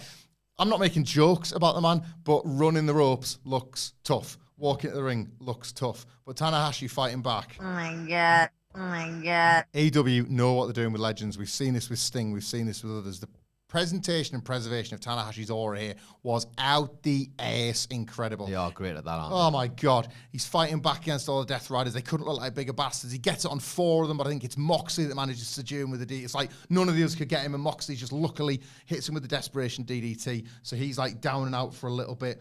Ibushi gets one point where he's able to be the one man back in the fray, and he's hitting people with Snapdragons. Kenny Omega's in there with V-triggers and the like. They're everybody's hitting all their most gruesome stuff, used as sort of little bits of transition between more gross weapon stuff. There's a point where the babyfaces have control, and Tanahashi wants to climb the cage to do a dive onto the pack, and Ospreay's like, whoa, no, come on, mate, come on. And but I'll do it. And he shimmies up the cage, and he does a moonsault onto, very safely, I should point out, to the bodies on the floor below. There is just action absolutely everywhere, leading to this just incredible spot where the stack of tables on the ring have kind of loomed ominously, and Gabe Kidd and Darby Allin from the cage through the tables to the floor. Picture when you're watching a ladder match and 2 are going right the way to the floor, but this time flying off the steel cage. Those 2 are completely out of it. Jon Moxley, in the meantime, I think goes up to try and help, but nothing's happening with Gabe Kidd and Darby Allin. And meanwhile, back in the ring, Nick Jackson, I think it was, takes the golden trigger first from the Golden Lovers. Matt Jackson takes the Hidden Blade One Winged Angel combo by Kenny Omega and Will Ospreay, and then all the baby faces leave it to Tanahashi to hit a high fly flow to get the win for the babyface team in his last act, ultimately, as a wrestler in the UK. They're throwing invisible babies in the air and crying tears. It's incredible scenes. The goodies win. Everything's good. It's a perfect night at the O2, and we go off the air with no bad times or darkness whatsoever. Oh my god. Until we don't. The heels Dun. get back in the cage. Will Ospreay is the last one to leave. The babyfaces want to give Ospreay a nice moment in front of his hometown crowd. But the Death Riders rush the cage, lock the babyfaces out. Although Marina Shafir climbs in and none of the other babyfaces try to. A take I saw on Twitter by an account that I think was called Switchblade did notice that Darby Allin could climb Everest, but he couldn't climb a cage. They maybe should have thought about that. But Still tired. Obviously, yeah, still tired. Ibushi, bless him, was doing such a good job at acting, punching the door open, but live you could see he opened it so far that even I could have squeezed through it. Yeah. Oh. He was, let me in. It was so good that it was too good. Anyway, the point was the heels got Ospreay on his own, Pillmanized the neck, just like they'd done it All In, where Ospreay had said he recovered, but he couldn't get cleared. But that's why this was unsanctioned, and now obviously they've doubled down. That's Ospreay's neck. That's the excuse for the write-off. Ospreay will be gone for a while. Heavy heat. massively translates heavy heat in the building. You know, I didn't feel like I was in one of those southern states hot 80s nights where everyone's reaching through the bars to try and save the goodie. Yeah. But it was a nice sort of like spectacle and angle advancement to go. You know, it felt like, oh wow, that's really consequential. Like they've picked the best night to do a really big storyline beat. Yeah. And we all got to be there for it. That's not something you get in the UK very often. So that was quite cool. The Death Riders leave. They get great heat as they go. Like the boos do rain down as they like leave through the crowd as they want to do. And the the cage is finally raised and the babyfaces are able to get in. Will Ospreay is stretched out and the celebrations for the babyfaces winning are obviously mooted. More revenge required on the Death Riders. May lead to blood and guts if it doesn't go to the women. I hope it does. But that was Forbidden Door 2025. So you could say you've knock on the Forbidden Door. Hey, do you have any thoughts on Forbidden Door? My chat crashed earlier on, but Adam Nicholas tells me that you do. Oh, is that right now? I hope. I guess I better start earning me money. Okay. Let's go and have a look. We've got them all listed here. Excellent. All the paid ones from in the chat. So thanks, guys. Sorry about that. starting with, I think you should be able to find them though. Have you got like the chat open there? Hang on. If I refresh the video, will it just... No, that's okay. You've got nothing to do with the video, so you refresh it there. Hang on. Welcome to Young Man Teaches Old Man How to Use Technology. Internet. So the chat is back, but if I scroll to the top of it, my top comment... So if you click, there's a bit that says like top chat. Yeah. Click that, and then click the bit that says fan funding. Ah! And that should give you we're back! all of the paid chats, Grandad. And Excellent. Then, yeah, I'll get you a cup of tea and a biscuit, and you can right. get started. In which case, I can now read the chat. I'm so relieved because people have paid for these. And we know That's everyone. okay. Yeah. Right. Yes. Thank you very much. It's almost as if YouTube had considered this something you might need. YouTube. You know what I think about you, YouTube. Still you know what? YouTube. Hey. You all right? And so is Matt Rains, my best friend. Hello, Matt. Thank you very much. Happy Tuesday. Incredible scenes. The place was bouncing, but the good guys pulled through in the end. Enough about Liverpool and a fetus winning the match at the death, though. Have a great day, gents. And then he follows up in brackets. I think because he knows you're on production duties, Nicholas. Brackets, Newcastle were class yesterday, to be fair. Yes, Matt Rains, very stressed watching his Liverpool team of late, having to outscore rather than outplay teams. That's 2 for 2 for last year's champions. You feeling all right about last night? I am feeling all right about last night. I think it wouldn't be unfair to say they won the match. But we won the night. We will, yeah. It was very much Rocky 1. You will take that. Yeah, Liverpool leave still with their heads held high, having won, but they're like, there won't be no rematch. And we're like, well, there will be, but it'll be your place and you'll beat us again. We, however, Sunderland lost to Burnley and I hate football again. And that was that soccer tangent. So you really do like pressing the button as well, don't you? There's a power to it. It corrupts people. The It button. does. It corrupts. And it's going to corrupt the channel whenever Simon comes in for his money. And we get, that's it. We owe that man a lot at this point. We're in real trouble. Yeah. You can call me PayPal because I'm going to need a refund. A man walks down the street, he closes your office down. Shout out to Mark Lee Willis, who with the Panda Blair I met properly for the first time in a while, actually, Mark. Sweet Chin Disco, saw both of them. If anybody is listening, I may not have guessed, we deliberately have not spoken about your Forbidden Door experience at all, so we could do it live on the chat. I literally know nothing other than what we've all just learned. I was dashing about a bit at Sweet Chin Disco, but there was like a sort of in between this like thing that I was in this room. I did like see Wilborn a bit. God, I miss that guy. He's still on tour. But then my like chopped liver. I missed you, obviously. No. Still there now. I haven't seen him all August. Yeah. It's nice to see him doing his thing. I will share a not Forbidden Dow, a Sweet Chin Disco spoiler briefly. He came on stage and he was holding the microphone, and for the video viewers, it looked like this. For the audio viewers, you'll have to sort of use a bit of theatre of the mind. But he comes on stage, holds the microphone to the mouth, and he says, and nobody could hear anything because the microphone wasn't working, and he's doing the old sort of tapping the head, the whole deal. And he goes back off stage, and obviously they've given him a replacement microphone. So Wilborn, wanting to make good, doesn't back down but doubles down and runs on stage going, "Hello London for Sweet Chin Disco." And still doesn't work. Now, Oh, that's good stuff. This is not a burial if you're watching Wilborn. That is good stuff. Because who would be better to deal with that? We know nobody finer than Adam Wilborn to deal with a situation like that. Nobody styles out things better than him. And when the third time is the charm and it does work, he still just rides it out. He walks it off. You would never know. But the run onto the stage with no sound, I was like, oh, buddy. Oh, buddy. If anyone is watching this who has footage of that happening, please send it to me at It's Adam Nicholas or to the WhatCulture account at WhatCulture WWE. I would love to see that. Because he was shouting, at this point, even without the microphone, you could hear him, but it was only because even in a club, people had like tried to go quiet politely. Of course. So it's kind of like he runs on stage and it's like, hello, London. It's like, But that's worse, isn't it? When you're on a microphone, then you're not. It's much worse. But yeah, Wilborn was absolutely incredible. I hope people had a brilliant time at Switch and Disc. It's nothing to do with WhatCulture specifically, just showing love and support to my friend Wilborn. He was fantastic. And to you, Mark Lee Willis, and Panda Blair, and several others I met at both Switch and Disco and at Forbidden Door. It's always, always class. There is nothing like the real-life version of all these nice chats we have on YouTube as well. So it was brilliant to meet everybody we did. Mark Lee Willis says, won't be there live, but wanted to say how awesome, here we go, Forbidden Door and Switch and Disco were. How I feel blessed to get photos with autographs from, he's done a continuation, where's his second comment? I've got it here if you'd like it. Oh, no, I can say it. From wrestlers, including Orange Cassidy, but also how cool it is that one gets to meet like-minded folks such as Panda Blair, Mike Anfield, as well as seeing you and Wilborn. O2 greater than Wembley atmosphere. Imo.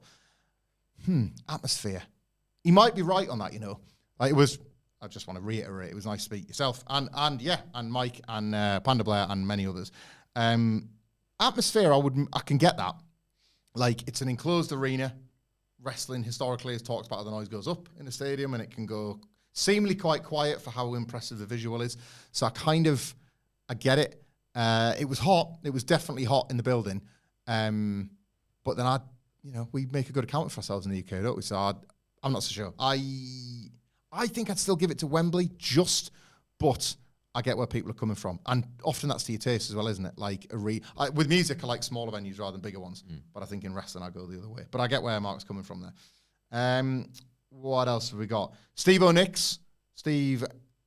Nicolopoulos. You've tried. That's the main thing. And that's the main thing. You've always tried. G'day, handsome gents. Nice to see Wardlow destroying Michael Hamflett for days' work this year. Right, well, I hope I got your name wrong. Edward Shiraz hands. Who should be Brody Doe's first opponents? Is it a long time or a good time reign? Well, what do we think? Do FTR... No. He's asking you, my friend. You don't get the cop out. This has made me think that AEW are able to have the cake and eat it too here with this tag division. FTR versus Cope and Christian Cage could have been for the belts and might have even given an incredibly heartwarming moment of seeing them lift the belts in Toronto. But that is absolutely for a capital M moment more than for a story. You ideally probably want to get the titles off Cope and Christian Cage fairly soon after they've won them, whereas they could wrestle and defeat FTR here and you don't have to worry about title changes, and you might just make Brody Doe. I love it when wrestling strikes when the iron's hot. It doesn't always work. You have to be calculated in your risks, and you can't get it right every time. And I think that's why often it doesn't happen. I think sometimes you need to jump over that white line and take a punt. I was thrilled, sorry, you're making your fed, that they went with Charlotte Flair and Alexa Bliss for the same reasons. And Brody Doe have just clicked instantly, and their momentum felt like it could actually have them win the tournament. And I feel if they'd have won the tournament, they wouldn't have beaten the Hurt Syndicate. So because we've found our way into this unexpected series of events, I'd give them a run and I'd see how high this one can fly, personally. Any thoughts on that one, Nicholas? I couldn't agree more, to be honest. I think give it a go. Yeah. Nothing wrong with change. You can always find another avenue out, as we've seen before. And those two have just made, it's a perfect example of making work what you've been given. You know, those two have, you probably wouldn't have put them together. No. And then you see them together and you think, why would you not put these two together? That's it. And that's why it's working, and that's why I don't think it's wrong to go with them. No, I think that's a great point as well. That element of surprise will sort of stick around longer than you think as well, because they'll be thinking of new ways to keep their act fresh. They'll want to reward this newfound attention with justifying the push. So I think we've not even seen the best of them yet, and they're already champions. And as you know, the best feedback you'll ever get is from the fans, man. You can't go away from that. You know what tools I use? Is these ears right here, unless John Marks is putting a fork in them. Yeah. It's disgusting. Mr. Jeans has been on. They need to get House MD to AEW stat. Whatever made Malachi allergic to doing jobs seems to somehow pass to the Hurt Syndicate thoughts. I mean, it's really hard to look past the stories at this point, isn't it? The evidence is there. The evidence is there. It's funny. I love people playing politics in wrestling. Some people see that kind of thing as like pariah behavior, and I get that. And if we've learned nothing over the years, there does seem to be a... Is it fair to say that one of the dividing lines between two companies is you almost want a bit of needle in the WWE locker room, and AEW seems to benefit more from at least the outward feeling of harmoniousness between colleagues? Is that a wild swing? Expectations from both locker rooms, I think, are different. Yes. While the reality is, I imagine there's a lot more similarities than you imagine. Yeah, but from a PR perspective, it seems to benefit AEW to get the idea out that the locker room is as one. But then I think also after everything that happened at Brawl Out, that the illusion was shattered. Yes.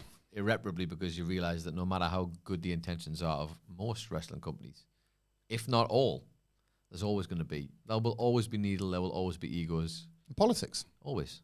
And to Mr. Rani's point, there's a reputation forming now, isn't there? Like if you look at Malachi and Miro and now the Hurt Syndicate, there is a narrative, I think, that if you've come from WWE, I don't think this is necessarily the case. I have no doubt that AEW originals will have turned their nose up at the odd JOB from time to time. But there certainly seems to be this reputation for like, I'm not coming down here to do jobs. I want to win all the belts. I want a hardcore Holly run, please. But we will see. Maybe, I don't know, maybe this is just total coincidence and the Hurt Syndicate, please let us lose. Don't take us out, boy. It didn't look great. Frank Castle, 1984. Hi, chaps. Forbidden Door was my first live wrestling show in 29 years. 29? 2000's Fed numbed me to the whole thing. Fast forward to Sunday, and I full-on cried to see Kenny Omega alive and well. I love that I love wrestling again. Thanks, AEW. That's a nice sentiment, and I couldn't agree more. Kenny Omega makes people feel a certain kind of way. And yes, the diverticulitis thing, I think he's got a lot more towns to make where people will get that specific emotion. Yeah. And don't underestimate how much he can draw as a result. I would genuinely get at least one pay-per-view out of Omega Hangman Page for the title. Babyface battle if you want, but I think there's meat on that bone. Preferably while you're there in the flesh, you can actually see a Kenny Omega singles match. Wouldn't mind it, you know. It'd be nice, wouldn't it? Wouldn't mind it. One day. Would really like it. You're running Wembley next year. Yeah. You could do it if you wanted. One day you'll get there, kid. Yeah. Right, this is the YouTube names thing, so I apologise because I often feel like some of these are going to be familiar faces and names. Q you. I don't know who that might be. Hey, Dr. Fed. As the UK always seems to turn out for AEW, quite right, should they stay in the UK for the post-All-In Dynamite next year to keep the momentum? Feels like this year's post-All-In Dynamite lost it a bit. Yes and yes, because yes, it does lose it a bit, but in defense of AEW, their post-pay-per-view things do a lot of table setting. That's always been the case, and often in table setting, you can't necessarily tell if you're going to love the things that you're being served, or it's not the most like exciting. They're not as good as I think they should be on like one big angle, but they're often setting a lot of wheels in motion. You kind of can't really fault that from an episodic point of view. But they have now done 2 UK PLEs, pay-per-views, where they've done the go-home Dynamite in England, and I would certainly argue the case for doing the post-show instead. I think we are different to America in the sense that it's a Wednesday, so whereas with WWE you can keep people in the same town, that's a harder sell in the UK because you can't keep people in, well, I suppose you could. You can't keep everybody in London for 2 nights if it's like a Sunday and then a Wednesday. But you could offer it to a new city. If All In had taken place here, Forbidden Door, taking place at the O2, and we were looking down the barrel of a Dynamite in Newcastle in 24 hours' time, I'd be absolutely buzzing to see the wrestlers in the aftermath of that show. And I think you'd have absolutely no problem selling it out as well. The December shows will fall as run-up to World's End. So they're doing it again, where it's all about the pre rather than the post. But I actually support that. I think that would be a smarter move, especially with it being in Wembley. Because if people can only go to one, they're going to want to go to the biggie. Yeah. But if Dynamite's coming to your town, you probably would go. I think it would have to be the right town. Yes. I think. Because it's logistical for the company from one perspective, but also if you're going to get the catch net of fans who could want to go to that show but maybe couldn't get to Wembley, you've got to find, or, wherever. All biases aside, up here or Glasgow would be the shout, I think. Genuinely, it's a long way to go. Just in Newcastle, please. Not everybody can do it. So for the middle of the country, you can make a choice. And then for the people that are so far north, it's hard to get down. Anyway, we'll see. Drew C., do you think... Sorry, just before you go forward, if there's anybody else who's in the chat who Hamflett calls out, who he doesn't know the names of, if you sound off in the other chat, in the normal chat, I'll catch it and I'll give you the name. How's that? The YouTube name. YouTube names have just changed over the last 3 weeks or something. It feels less personal I would like, because I do does. feel like we've typically got a nice bond with our listeners and viewers. So, yeah. Drew C, 9169, nice. Do you think Fletcher would be where he is if he were in WWE/NXT, or did he need the AEW freedom to develop his way? I think the short answer is no, he wouldn't be where he is. He would be doing all right. I think it's easy to assume that because WWE typically had a mold, and Carl Fletcher might not obviously fill that mold, then he would have failed. But I think the NXT system, if he'd have developed himself personally, would have rewarded him in kind. Whether he'd call up to the main roster, you never quite know. They keep people for sometimes ages, for sometimes no time at all. Whereas because it's AEW, there is no developmental tier. You either kind of find yourself in the Dynamite crew, or like you're in that Collision Ring of Honor sect, and he has very quickly put himself... Well, to be fair, even when he's part of the Collision thing, he's always considered for the pay-per-views, so he's made himself a key figure, and I think he's probably... done it quicker than he would have been able to going through the system in WWE as it stands currently. And given more breathing space to do that, I think. Definitely. So a very similar thing with Swerve. I think Swerve's always a shining example of that, where he came to AEW and maybe at the beginning people were thinking, oh, it's just going to be like a middle of the road guy. Yeah. You know, NXT level, but in AEW instead. But the chances he's had to like actually just pursue that main event role. Yeah. And like obviously both of them, it's no like surprise that building that physique in that way. Yeah. And having the time to do that, also benefiting from not having to be out on the road all the time, actually being able to put the work in, maybe that has benefited them. I will say as well, this is not to like go too deep in WWE's processes, lest I offend the sensibilities of people that are just here for AEW talk. But the like WWE, and we know this firsthand from some people who have told us this, WWE has never been more obsessed with numbers. Now, that's for better and worse, right? But gone, not completely gone, but gone are a lot of the days where a psychopath in his 70s would wake up one day and decide what he liked and didn't. Those spreadsheets... Isn't that just you on this podcast? Yeah. That's good. You enjoy that? I like that. That's good. Even though we both know you're much older than 70. That's quite right. Yes. I'm wearing it well. Those spreadsheets and graphs have never been more... have never been more of a diktat for WWE decision makers. You only need to look at how Triple H was forced to incorporate R-Truth into his story when evidently he didn't want to, and decisions were made. Merchandise, like Karrion Kross got released and they were still flogging his T-shirt at Raw before he did, because all of a sudden the numbers didn't lie. If Fletcher was doing things that was moving needles, that would speak louder than any sort of bias a WWE system might have against someone like Fletcher, in my opinion.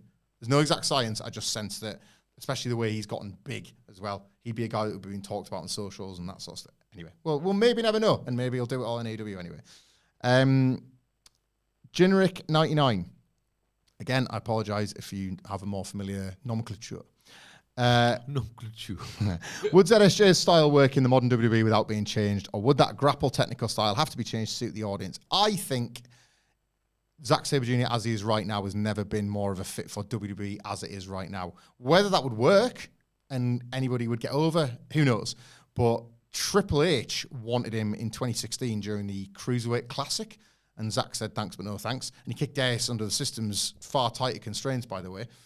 Again, we go back to numbers a little bit, but one only needs to look at Walter's continued brilliance and success within WWE.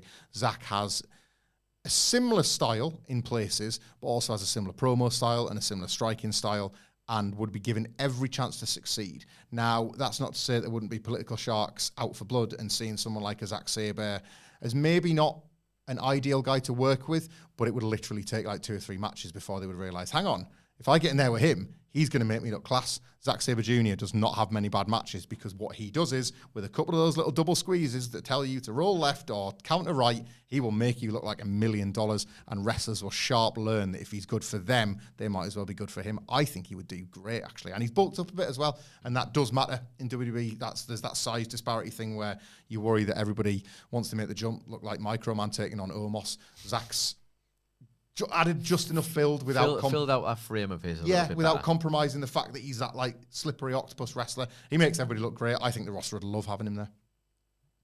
What do you think on that one, Nicholas? I would like to see what it would look like.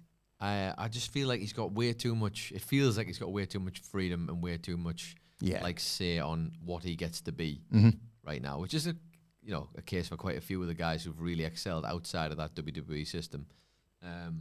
But I mean, I'd pay the money to see Gunther and Zack Sabre in a Fed ring, in a WWE ring with all the pomp and circumstance. But no, I think he could, if he wanted to, he could easily do it. It's just whether or not it would sell, because traditionally people don't tend to buy into it as much, do they? Like I say traditionally, I mean historically, but then we're talking about your faves, like your William Regals of the world, and it hasn't quite translated maybe the way they want. But I'd say someone like a Tyler Bate was probably like more of a close representation of how you get close. Yeah, using that style. No, I think that's fair. Obviously, you need a bit more. You'll need a bit more. We will see. I guess he's the IWGP champion for now, at least, but things can change. Never say never and all that. Last one today, at least on my list. Nicholas will correct me if there's more, but it's from the last one I can see. Excellent. Sean Finch, 8788. Made my year getting the chance to meet and chat with you, man. Thank you. Thank you, Sean, for coming up and saying hello. My missus' camera skills didn't do us justice. Haha. I'm sure it was my face that didn't do us justice, mate. So there's no iPhone camera in the world that preserves this one, mate. Especially under the sweat of those bright lights. But yes, lovely to meet you, Sean. And again, just to reiterate, lovely to meet everybody that I was fortunate enough to do so over Forbidden Dow weekend. I love these gatherings of just bumping into people that you only see at the live show weekends. That's another thing about the UK. It never loses that spark of, it's a wrestling weekend. It's our Christmas. And everybody just turns up and has that like nice party vibe. There was absolutely loads of that. So to all the usual suspects and some of the more unusual ones, it was just brilliant to catch you all. We'll do it all again at Wembley next year, I suppose. And we'll do all this again wherever you get your podcasts, eh? On an app or on YouTube or Spotify. I don't know. We'll be back tomorrow with all the potential fallout from Forbidden Dow with a preview of AEW Dynamite. The review will also be there on Thursday. In spite of Wakey Somu, we might be bringing in some special guests to sit with us and talk all things dub with myself and Nicholas. But until then, you can reach out to all of us at WhatCulture WWE on X, where you can find me at Michael Hamflett. You can find our brilliant producer, Adam Nicholas, at It's Adam Nicholas. And until next time, and indeed in the UK, next year, we will see you soon.